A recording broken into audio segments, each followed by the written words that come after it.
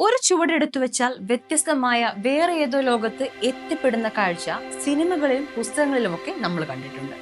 എന്നാൽ അത്തരമൊരു അദൃശ്യ മതിൽ ഭൂമിയിൽ തന്നെ ഉണ്ടെങ്കിലോ? മനുഷ്യന് കാണാനാവാത്ത ഈ അദൃശ്യരേഖ പക്ഷേ മൃഗങ്ങൾ കടന്നു പോകാറുമില്ല.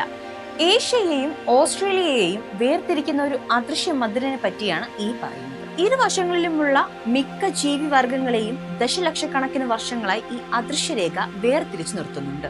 ബ്രിട്ടീഷ് പ്രകൃതി ഗവേഷകനായ ആൽഫ്രഡ് റസൽ വാലസ് 1880കളിലാണ് ഈ രഹസ്യം കണ്ടെത്തിയത്. അതിനാൽ വാലസസ് ലൈൻ എന്നാണ് ഈ അദൃശ്യരേഖയ്ക്ക് നൽകിയിരിക്കുന്ന പേര്.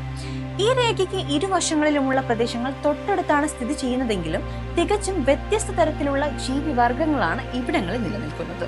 ഏകദേശം 30 ദശലക്ഷം വർഷങ്ങൾക്ക് മുൻപ് ഓസ്ട്രേലിയൻ ടെക്ടോണിക് പ്ലേറ്റ് യൂറേഷ്യൻ പ്ലേറ്റുമായി കൂട്ടിയിടിച്ചു.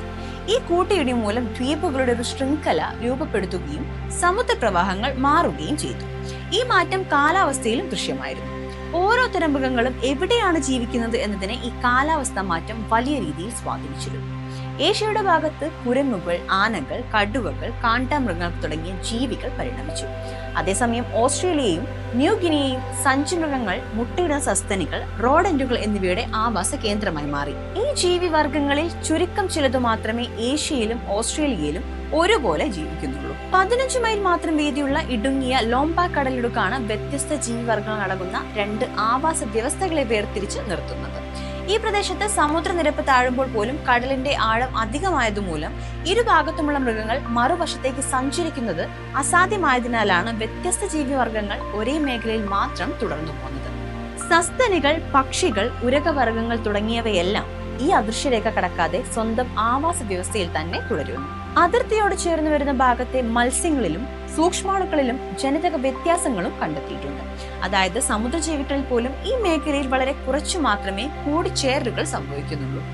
കാലാവസ്ഥ, ആവാസ വ്യവസ്ഥയിലെ മാറ്റം എന്നിവയ്ക്കപ്പുറം മൃഗങ്ങളെ ഈ അദൃശ്യരേഖ മാറിക്കടക്കുന്നതിൽ നിന്നും പിന്തിരിപ്പിക്കുന്ന മറ്റെന്തെങ്കിലും ശക്തിയുണ്ടോ എന്നത് ഇപ്പോഴും പഠന വിഷയമാണ്. ഇങ്ങനെയൊക്കെയാണെങ്കിലും വാലസ് രേഖ മൃഗങ്ങൾക്കിടയിൽ കർശനമായ ഒരു തടസ്സമായി നിലനിൽക്കുന്നില്ല. വവ്വാലുകൾ, വണ്ടുകൾ, ഉടുമ്പുകൾ തുടങ്ങിയ ചില ജീവിവർഗങ്ങൾ ഇടയ്ക്കിടെ ഈ രേഖ മുറിച്ചു കടക്കുന്നതായും ഗവേഷകർ വെളിപ്പെടുത്തുന്നുണ്ട്. എങ്കിലും ഏഷ്യയിലും ഓസ്ട്രേലിയയിലുമായി ആയിരക്കണക്കിന് ജീവിവർഗങ്ങളുടെ പരിണാമത്തിന് ആധാരം ഈ വിഭജനം തന്നെയാണ്.